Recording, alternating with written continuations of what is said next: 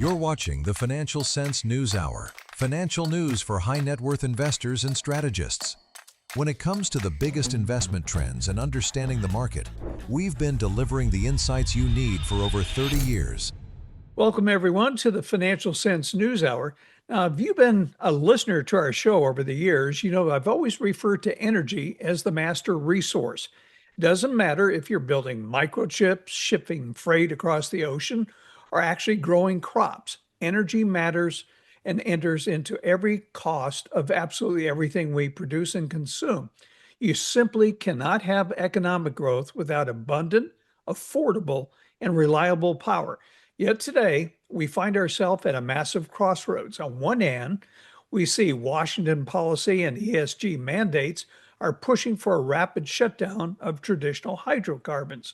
On the other hand, we're witnessing an unprecedented explosion in electricity demand driven by artificial intelligence, massive new data centers, and the reshoring of American industry.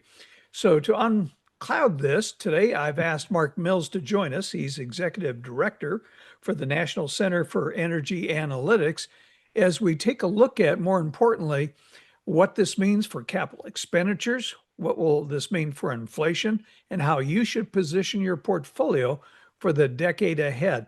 And Mark, I want to begin. You said for years throughout history, humanity doesn't actually transition away from energy sources, we add to them.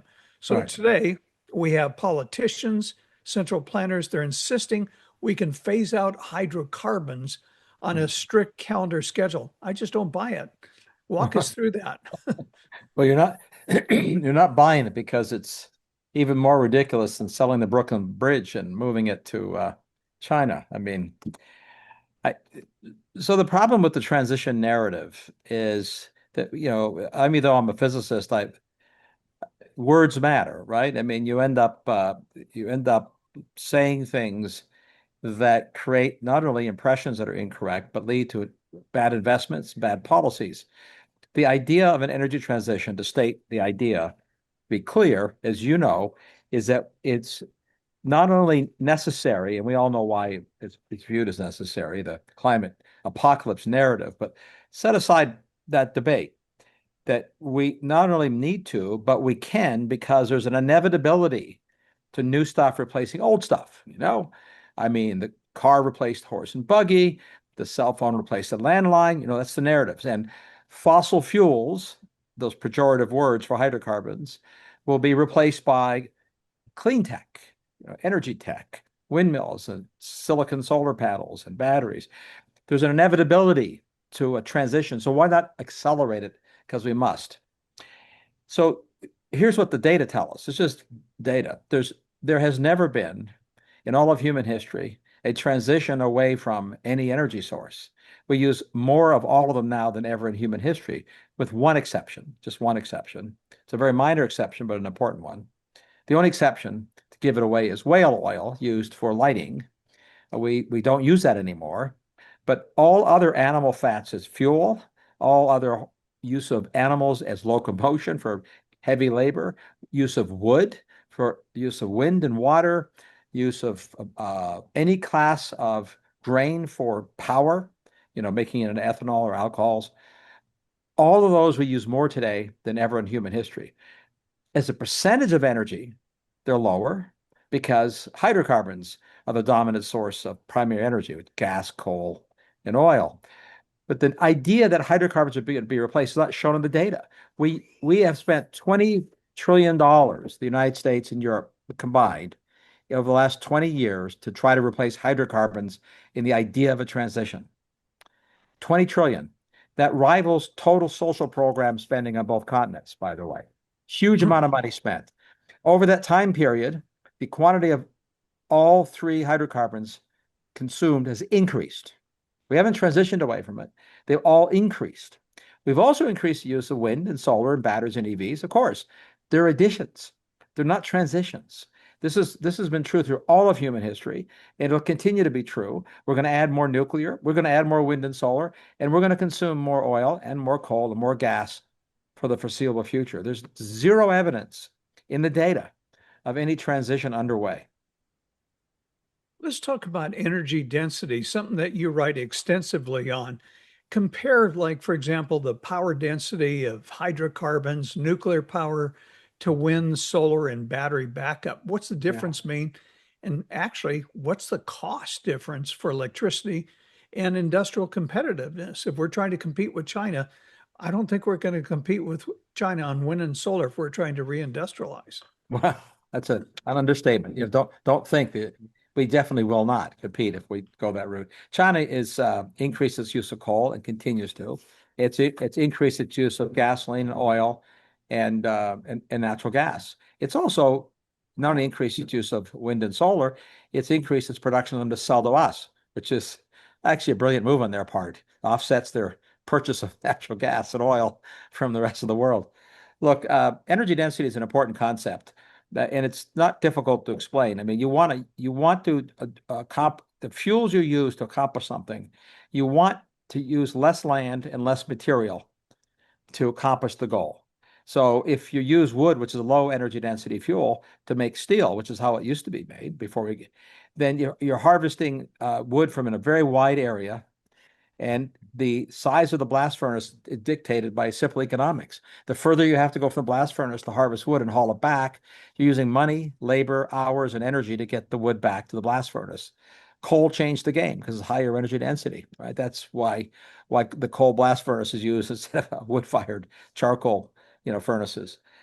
The differences in energy density also tell you why you can fly an airplane with diesel fuel, essentially kerosene, and you can't fly with batteries. If the energy density of batteries is so low that the amount of energy you needed to fly an airplane in the form of batteries, if they're put in batteries, would weigh about 4 or 5 times more than the airplane itself. Say, well, we can make batteries more efficient. Well, sure you can. You could double their energy density if you use the right kind of chemistry. It's possible. They're expensive, but then you just have fuel that weighs 2.5 times more than the airplane, and there's no commercial battery with twice the energy density of today's batteries that could be built. So energy density determines how much land you use. So solar panels take up a lot of land. Wind turbines take up a lot of land. The sun is very weak. If it weren't, we'd be dead. I mean, the energy density of the sun arriving at the surface of the Earth is sort of in a Goldilocks zone. It allows us to survive, keep us warm. I want to talk about massive power demand for AI and data centers. And it's become kind of a political football.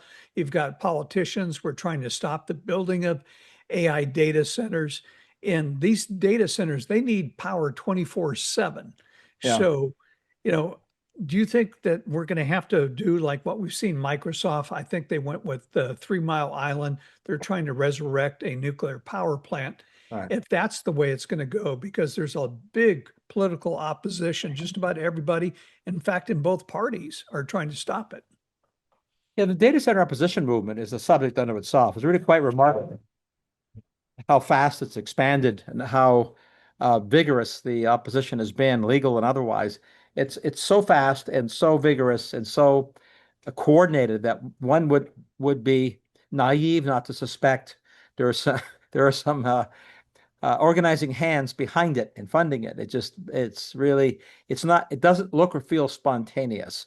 Let's just say, but people are reacting to something which are reasonable to react to. These data centers are huge. They're bigger than Walmart's, right? They're huge buildings. The construction of them has a lot of noise. And so people have concerns when their local communities, upset by construction. That's pretty typical. But to your point about the power, so AI data centers with AI in it, use about 10 times more power than a conventional data center. We've had data centers in the country for more than 2 decades. That's where everything that we do on the internet resides. All your mapping and your videos or streaming, all of the photos that you save, shopping, medical records are all in data centers. So everybody uses data centers in our society. Most data centers, however, are a little different because they do conventional compute than AI data centers. Artificial intelligence in energy terms is the equivalent of going from, say, driving a relatively fuel-efficient car to driving a semi-trailer. Right? The data center that is a relatively fuel-efficient car runs has a light footprint, literally, in energy terms. It runs episodically, right? You stream movies episodically. Peak movie streaming happens two times, 3 o'clock in the afternoon when kids come home, and then in the evening when parents watch. But it's episodic. AI, however, when you're doing its work, is like a semi-trailer. They're running 24/7. So even if it uses the same power per minute, it's running more minutes. And it actually uses more power per minute by a factor of 5 to 10. So what do you do? Well, you build more power plants. I mean, there's no shortage of our ability to do this. The challenge is not do we have enough power or power plants? The challenge is do we have the will to allow the regulatory system to accommodate the velocity and magnitude of growth? It's really a political, not a technical issue.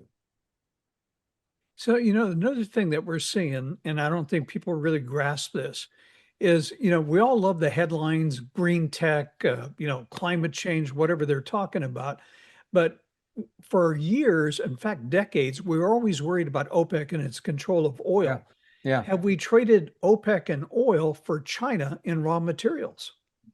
Well, sure. And in fact, it could first, if we decide if the political affection for slowing down and banning data centers continues, China will replace us as a lead in data centers and AI. Right now, we're the world's leader. If the political class continues to oppose it, we'll do to data centers and AI what the political class did to nuclear power 40 years ago. We'll lose our capacity. We'll lose this race, and it's a much more important race than nuclear energy was. Similarly, starting about 30 to 40 years ago, we began to chase the difficult manufacturing jobs out of the country by making the regulations so onerous to do mining and chemical refining of rare earth minerals and even common minerals like copper and steel. That production was not only chased out by our regulators, but harvested, if you like, by China, which had a deliberate policy to subsidize and expand its minerals sector. So now it's a dominant player. So do you compare it to OPEC? It's even worse than you think. OPEC's market share of global oil is about a third, roughly a third, which is significant, right? China's market share of global critical minerals ranges between 70 and 90%. Mm. So we have traded dependencies, and the challenge is even worse than that, unfortunately. The time it takes to replace oil, that is the time from the decision to find non-Middle East oil elsewhere, is measured in a few years, maybe 5 at most. You can get new wells going in the Permian in 18 months or less, in offshore in 5 years. But the time from a decision to having an operating mine and refinery is anywhere from 10 to 20 years. So even though we've now decided to reshore many of these mines and minerals, it's a long slog before we make a significant dent in our dependencies on China's stranglehold, literally, on global refined critical minerals. Yeah, it seems like we've got this clash between the two. On one hand, you've got the Trump administration trying to bring factories back here, and you heard they're going back to the Hamilton theory of how you run a country. And then at the same time, you've got the banana greens trying to stop everything. In fact, I just read an article. They're thinking of putting some of these smelters on military bases to get around the banana greens. Sure. I mean, some of that's already happening, certainly for some of the early nuclear plants, which are also being opposed. And the opportunity for the federal government to say you can go on federal land, will permit that, is an important one. Although here's the other challenge, of course, there are elections. And as President Obama famously said, or infamously said, elections have consequences. If in the next election we have an unfavorable administration and where you find yourself building on federal land, on an unfriendly administration, you may not get your project done. So the Keystone Pipeline is a good example. Exactly. It's exactly the same kind of problem. That I would say when it comes to minerals and manufacturing, there's some good news here. There's a very significant bipartisan enthusiasm for reshoring minerals and mining and manufacturing. I mean, it's not trivial. It's both parties have at least a plurality, if not a small majority, who are eager to have this. The majority might be slightly bigger in the Republican Party. You remember under the Biden administration, they did pass, even though I'm not a fan of the CHIPS Act, they passed the CHIPS Act to reshore manufacturing. I say I'm not a fan because I'm not a fan of subsidies. I'd rather use deregulation to induce people to come back rather than pay them to overcome the regulations. But the bipartisan enthusiasm suggests to me that if I'm an investor, I'd feel much more confidence now in making plays in the reshored industries, not just mining and minerals, but manufacturing in general, because I think it's much more insulated from political volatility for the next decade than it has been in the last 2 decades. One of the issues I think that is a bigger one that's going to affect this longer term. If you take a look at over the last decade, Wall Street and ESG mandates basically starved the energy industry and the mining industry from CapEx. Right. I've read some figure. I'm about ready to write an article. I think it's 3.1 trillion of underinvestment by the energy industry, not to mention mining. And Yeah. as you know, it may take you 6, 7 years to get a permit.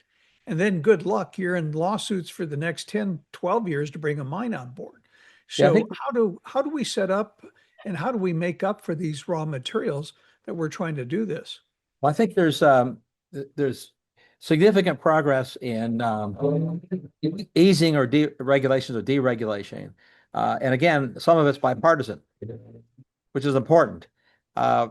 There has to be ultimately legislation, and this is the hard part. Ultimately, we have to restructure how we're legislating the permitting process for major industries. If we don't do that, we won't get the kind of growth we want in those heavy industries that we ultimately need to have.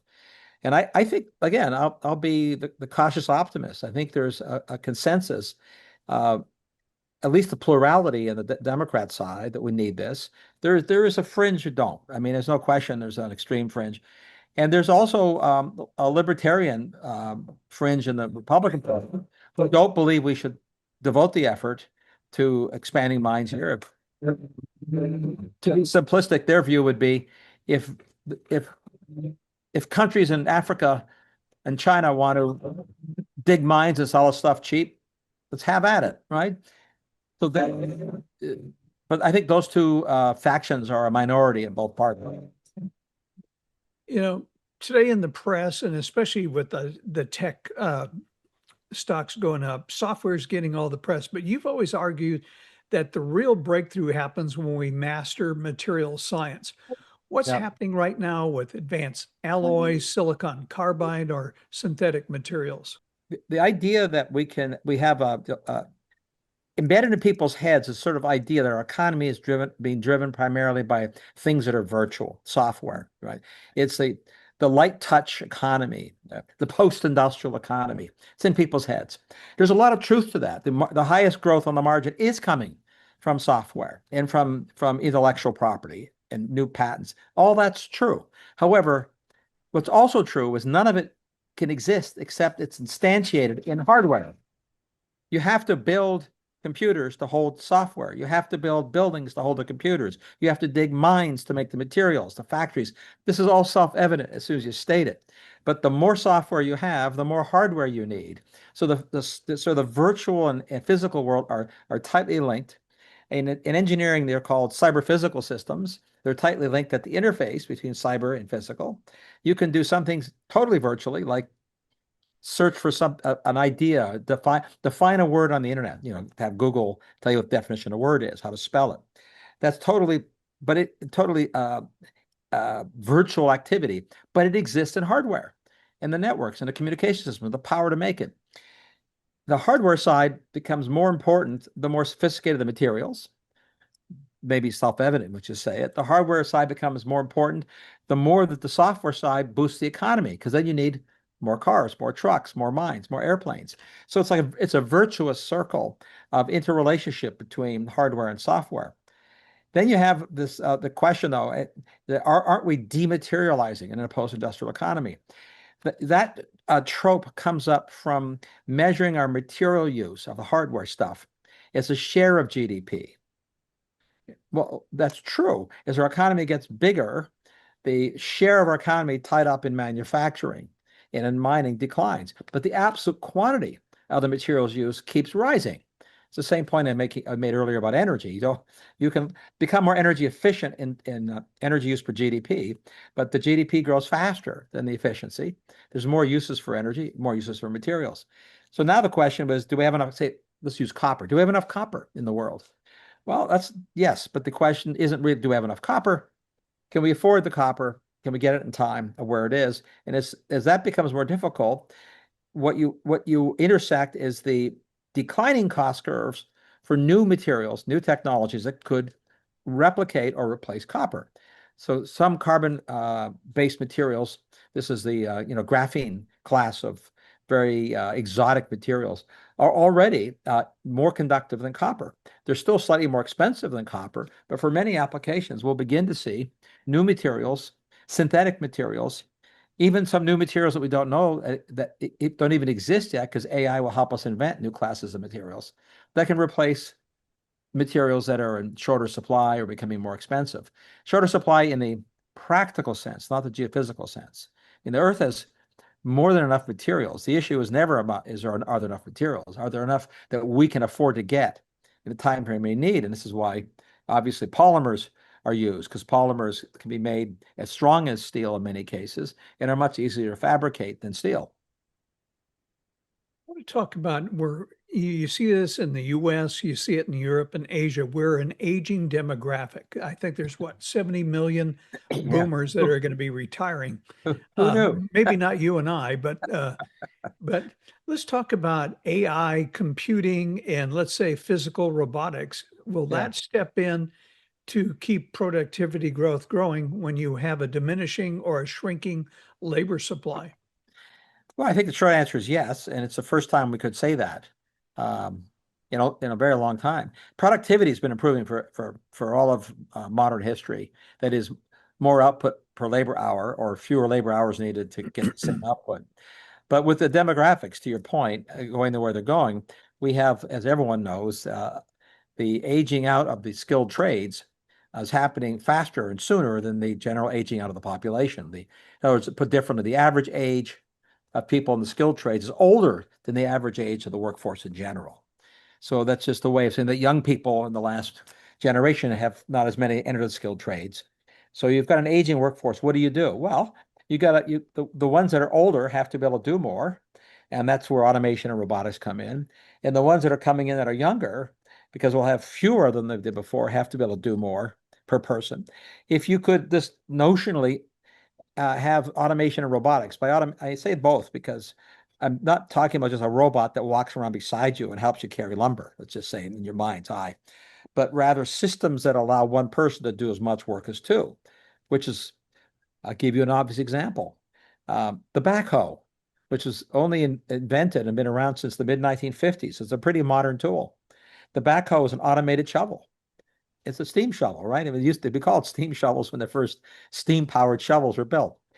Well, what did the backhoe do? Well, the backhoe, once it was invented, it replaced between 20 and 80 people with shovels. From 20 to 80 people with shovels replaced with one backhoe. That's productivity. Were we worried when that happened about a collapse in the labor force? No, this was a marvelous thing. I am waiting. We should all hope that there's some robot or AI tool that has as much productivity as the backhoe brought. I think it's possible, but right now we're talking about 30 to 50% productivity gains, which everyone gets very excited about on the investment side. And on the labor side, people go, ooh, we're going to lose all our jobs. Well, come on. We've been there before with automated tools in an era when a huge share of the population was employed in the construction trades, which has shrunk because we automated it with automation tools. That's going to happen again, and it's coming in at a very important time. To your point, demographics means that we need robots now to help us continue to grow, and also, frankly, we want the robots doing the dangerous labor and the boring labor, whether it's intellectual labor or physical labor. I want to talk about energy. I've always said it's the master resource from food to energy to factory production. What happens, Mark, when you have the cost of energy artificially restricted, as we're seeing now with the war with Iran, and how that factors into, let's say, the long-term effects of inflation in the macro economy? Well, so it's self-evident the cost of energy matters, right? And everyone knows the cost of energy, how much it matters depends on what you're doing. but there's two aspects to the cost of energy. One is its absolute availability. So even if oil is cheap, if you can't get it, it's catastrophic. And so put differently, 100% of all of our economy is touched by burning oil to move machines. Not some percent, 100%. If you don't get oil, the entire economy stops. You need oil to move all machines, create all services, everything from data centers to health. Everything is touched somewhere in the supply chain by oil burning machines. Now, even though only a third of the world's energy comes from oil, I say only, it's the largest single source of energy to the world. 100% of commerce is anchored somewhere in the supply chain with oil burning machines. So when there's a shortage, but that means markets do two things when they allocate, as you know. It prices things up. People who need it more can afford to pay for it. And the people who don't get it. That means their activities don't happen. They don't do something else. It just doesn't happen. So one of the most important aspects of oil, while markets reprice when there's an interruption like the Battle of Hormuz, is that because it is utterly essential. Airplanes don't fly without oil. Trucks don't drive without oil. You can't make batteries, by the way, for electric cars without oil because the whole manufacturing supply chain uses oil machines and the mines. So I start with that because it's the absolute availability that's critical, first of all, at scale, huge scale, biggest traded commodity in the world, more than all of the commodities combined. And it's the biggest source of energy in the world, full stop, and essential to everything. So now when you interrupt it, the market reprices, which is what's going on.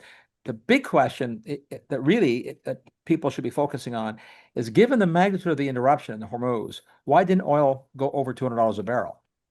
That's the first question you'd want to know. And of course, the answer is that the world is somewhat less dependent per unit of dollar on oil, which is true. This is the economic efficiency. But the most important answer is two things.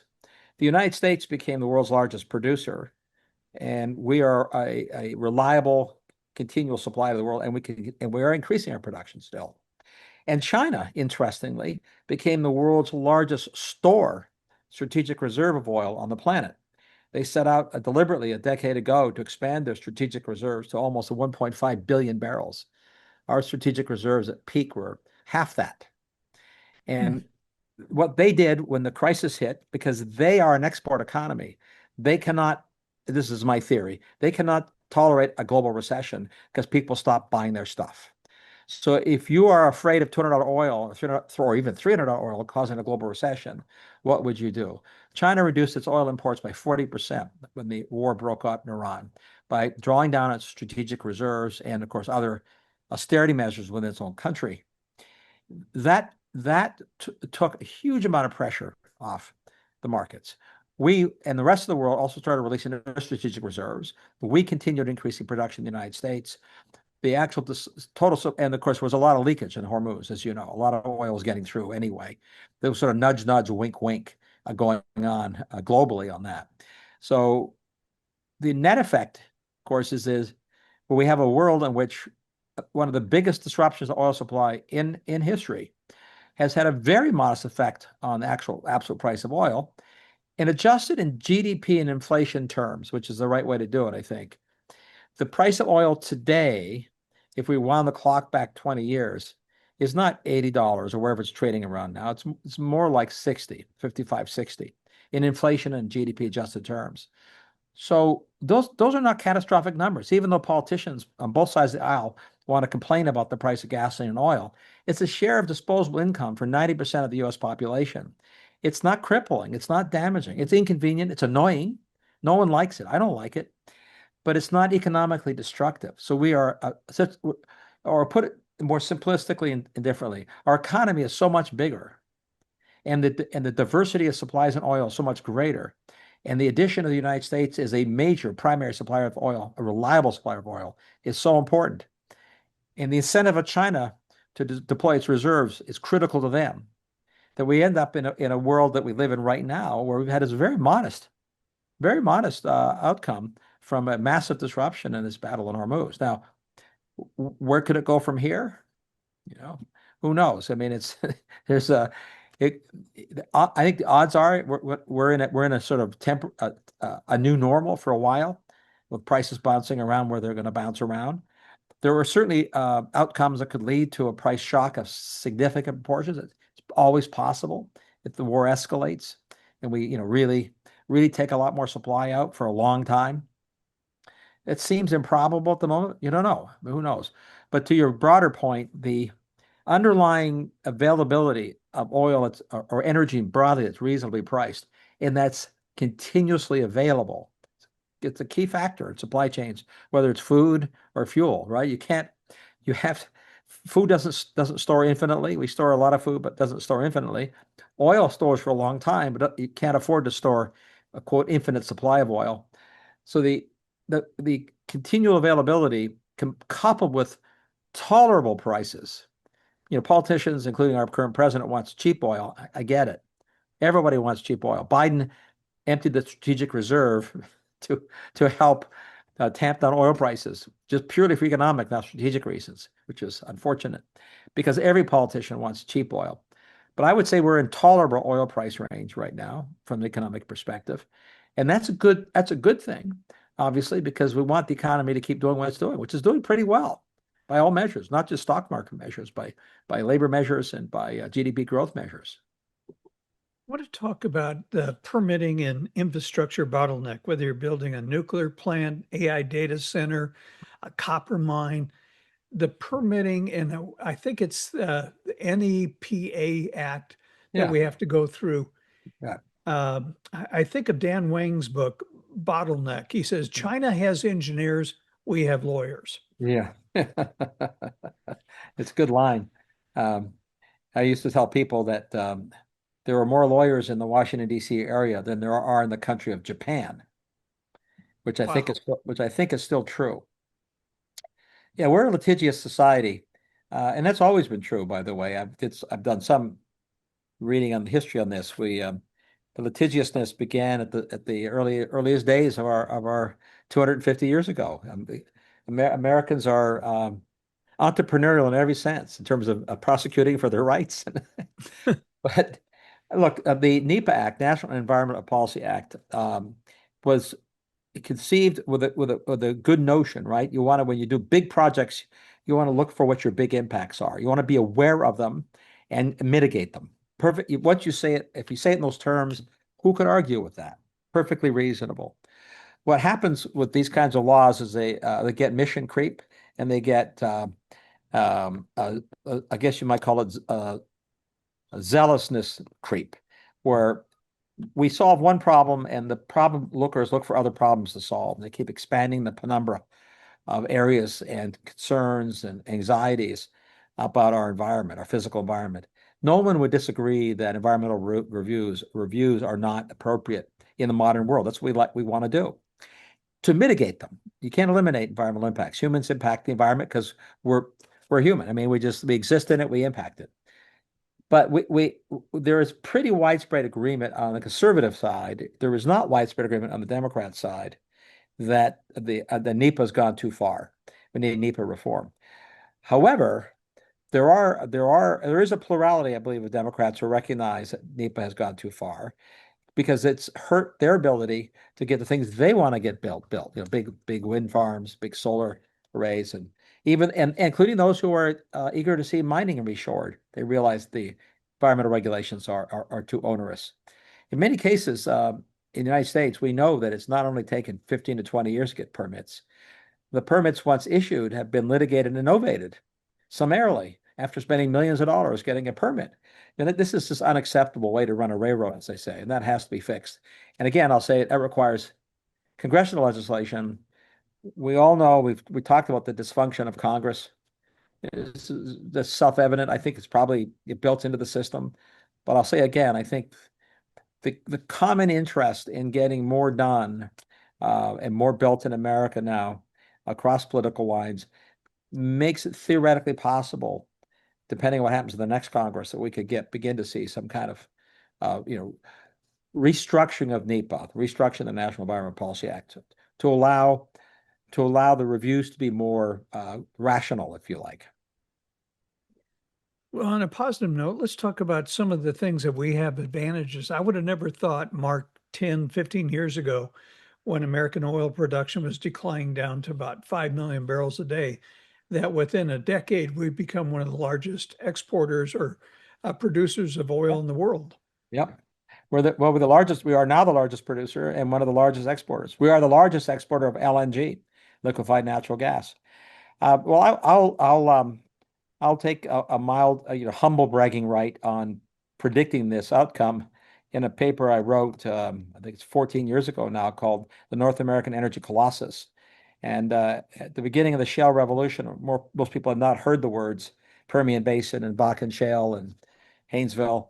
I wrote a paper predicting where we would go and got the numbers pretty close to right. And this wasn't because I was, had a crystal ball. I was working with a lot of the people who were the early pioneers of the shale industry, and they were telling me what they were doing and showing me. And any good reporter, I'm not a reporter, but any good reporter could have figured this out by talking to people, which I did. It really is remarkable. So consider this, though, and I'm sure you see this. It's all over the financial news. The conventional wisdom now is the shale production, U.S. production of oil and gas, is peaked or peaking. The shale basins are reaching their maximum capacity, and we're going to be on a peak and a slow decline. And if the world needs more oil and gas, especially if Russia stays in a penalty box, Middle East stays a mess, the U.S. can't participate. That's essentially the narrative. In fact, somebody else is going to have to make up for our declining production. We're peaked. Well, in 2005, the last time we had the peak oil theory for the world was in 2005, 21 years ago. And the book I wrote with Peter Huber called The Bottomless Well came out that year. And we were predicting in our book then, in one of the chapters, that we would not see peak oil supply, we would see more supply. We're back to predicting peaks again. Count me on the other side of that equation, including in the U.S. shale basins. I think they have a lot of juice left, and it's technology that unlocks it. Basically, the peak oil supply thesis is anchored in a technology myopia, or the belief that the physical resource is limited. The physical resource is enormous. The shale fields were there before we even arrived on these shores 250 years ago. They've always been there for all a practical time of human history. What unlocked them was technology. And the current production capacity for the technology we're using to get oil and gas out of shale extracts at best around 10% of the oil and gas in the shale. 10%. So we extracted 0% 20 years ago, and now we're getting 10%. I'll go on record as saying I think we'll get it to 15. And that would be a 50% increase in the production of U.S. gas and oil, which would be remarkable, right? That'd be huge. That'd be like adding an Iran's worth of oil and gas to the world's supply just from the United States over the next 4 or 5 years. I think that's technically feasible, and I think it may in fact happen, especially if we go back to my observation about oil and gas prices, especially oil. If oil prices stay in a Goldilocks zone, that is, tolerable to markets, which is sort of where we are now, not making all politicians happy, but high enough on a sustained basis to induce the kind of behaviors you'd want on the exploration production side.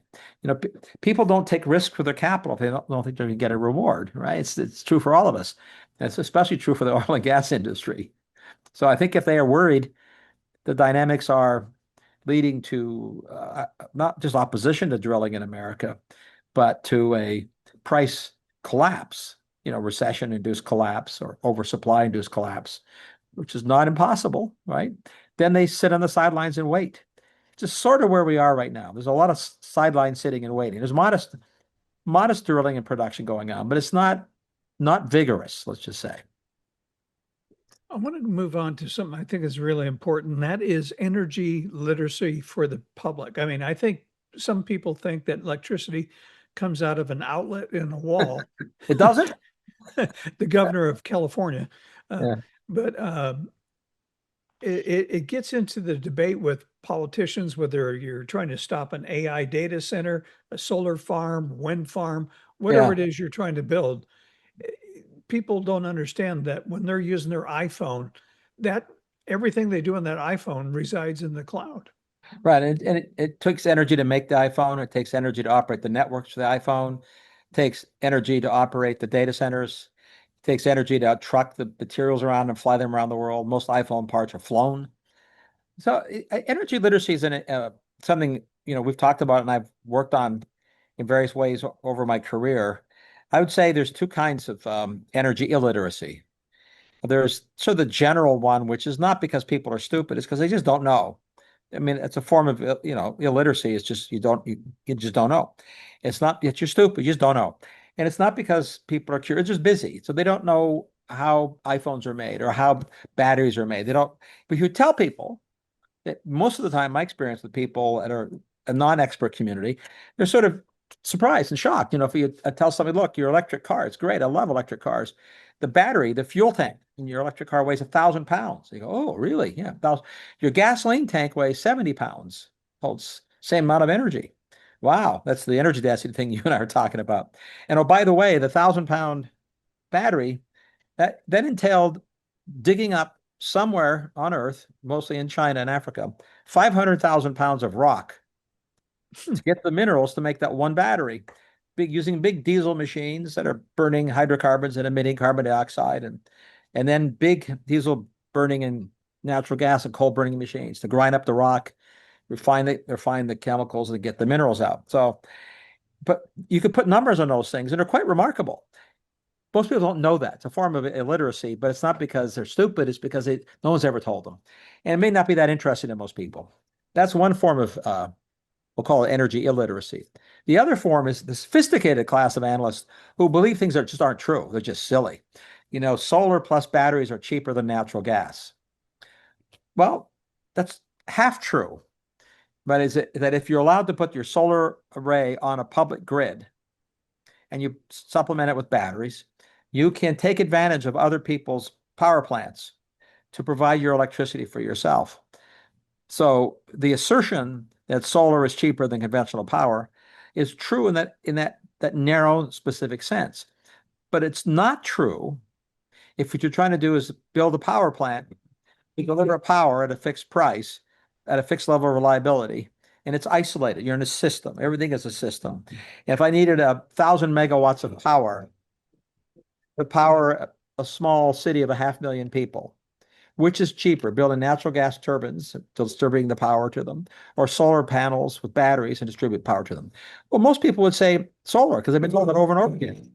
Well, it's not true. If you provide 100% of the power for that city of 500,000 with battery and solar, it would cost 400% more than using natural gas and natural gas turbines.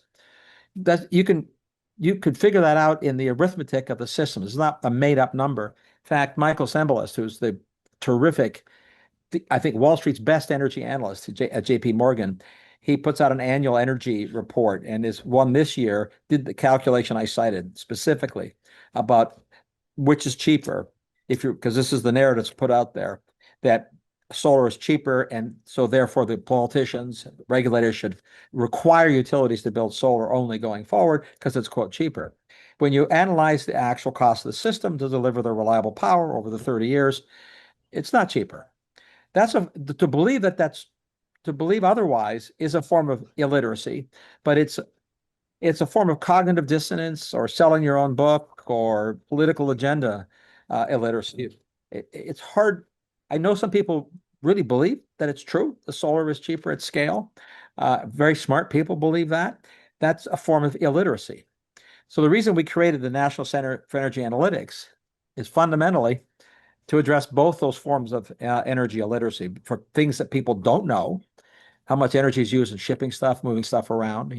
Does it use less energy to move stuff by pipeline or by transmission line or by truck? I mean, some of the answers aren't as intuitive as you'd think. And then that's sort of we'll call it the common forms of hidden literacy and energy. How much energy does it take to make a pound of copper versus a pound of plastic, or a pound of pharmaceuticals, or a pound of gold? Everything takes energy, like as you said. Then the other area of energy illiteracy we take on is the sophisticated ones, where we publish studies with our scholars to point out that the mandates for, quote, cheap solar are in fact what have caused electric rates to go up in the United States. Well, as we conclude here, if you were talking to our audience, I know you get involved in venture capital. I get involved in investments, taking a look at what you see today over the next 5 to 10 years. I'm a big believer we're in a commodity supercycle. AI, reindustrialization, and the green transition, all of those things are required energy and hard rocks, so to speak. Where would you be putting money? What would you say? Well, so I'm bullish on both what people think is overvalued, that is the big tech. I mean, if we believe the boom that I believe I wrote about in my book, in the Cloud Revolution, if we believe that's a sustainable boom, then the price earnings ratios for the big techs are, many of them, is a bargain again. It's not, they're not. If you look at PE and if you believe the earnings side, the E side, if you believe it for the future, and I believe it's close, then I'm bullish there. Market timing, I'm not a market timer, as you know. On the energy side, I'm also bullish because they're egregiously undervalued. There's some very good analysis about where Exxon and Chevron sit, for example, the big dogs in the domestic publicly traded space for big energy, big oil. They are not going to go away. They're extremely well managed companies. The demand for what they produce, primarily oil and gas, is rising. The demand for reliable supplies, that is geopolitically reliable supplies, it really increased post Hormuz. That benefits them because of their geography, where their sources are. I agree with you. It's a commodity bull market because of the shift to try to de-risk China, which is going to continue, especially in the United States, but also because I go back to my cyber-physical linkage. AI is going to significantly boost productivity. I think it's already boosting productivity. Boosting productivity is, as you know, a synonym for accelerating economic growth. When economic growth accelerates, it causes people to become wealthier. They travel more, they fly more, they buy bigger houses, they vacation more, all these things happen in a bigger economy. And if you look at that effect, if you look at the wealth effect that AI creates, it will induce more energy material demands, I think by a factor of 10 than the inherent energy material demands of the AI infrastructure. So for every unit of energy materials that AI needs to operate, it induces tenfold more energy materials consumption in the economy, because the economy becomes bigger from productivity. This is how, by the way, how all of history has worked, and I don't know why it shouldn't work like that way in the future. Or you could distill this to, you can hear I'm a bull on commodities, on energy, on tech, silicon.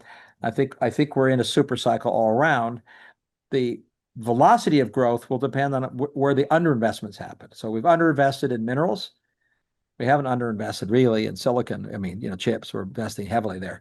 We're underinvested in mines in the Western world. We're underinvested in oil and gas extraction. So that's going to rebound. It'll have to rebound. But it might not rebound in 6 months, right? These are volatile markets. Their cyclicality in short term is epic and well known, but the long run trend is very bullish. Well, as we close, why don't you give out the information on your National Center for Energy Analytics? Because this really addresses a lot of the things about energy illiteracy. I mean, some incredible articles. And I've got a new name for you, Mark. I'm going to call you the prophet because you write these stuff, and like what you wrote back in, what was it, 2010, when you wrote Yeah. that one article, Yeah. Bottomless Well, or whatever. It's just 2005, absolutely yeah. amazing. Yeah. Yeah. Well, I'll take the profit. The problem is when you write and make predictions in the public space, you can be held accountable. You can go back and find it. Although I will tell you, I've noticed that there's very little correlation between, in the public space, getting your forecast right and making money. The most hyperbolic forecasters often make a lot of money, through various means, not just trading in equities, but especially in public speaking and selling books. And it doesn't correlate with the accuracy of their forecasts. People forget. But anyway, so our think tank, where we do our energy literacy work, is energyanalytics.org, or you just go into Google and type National Center for Energy Analytics. And I'm happy to say that our team has created a very effective AI chatbot that lives at our website that is natural language. You're going to ask questions, and it only harvests the information from our scholars. So we have hundreds of studies and papers published. And as you know, spelunking that stuff takes time. So if you want the NCEA view of something, you can ask the chatbot inside of our website, and it'll give you the report and the citation like Gemini does. And it'll also point you to other sources as well. But primarily it's harvesting our information, what we're saying in our literature, which is all fact checked and cited. So we're not a lobby group. We're not selling a story to push a political narrative. We're selling a story to push reality. That's our goal, right? And that's what the whole thing is about with respect to energy literacy. So if you want to know more about what I do in cloud and compute, most of that is at my Tech Pundit website, tech-pundit, and in my book. But I publish on the intersection of energy and AI at our National Center site. Well, it's my go-to site for keeping up on energy. So more power to you. Well, listen, Mark, it's always a pleasure having you back on the program. You're a very requested guest on our program. So it's always a pleasure speaking with you. I'm honored and delighted to come back, and I'm glad that I get requested back. So I'm not voted off the island yet. That's good. I like it. Okay. Take care. To speak with our financial planning and wealth management team, visit us on our website, financialsensewealth.com. If you aren't already a subscriber to our weekday podcast and would like to listen to more of our content throughout the week, go to Financial Sense and hit the subscribe button.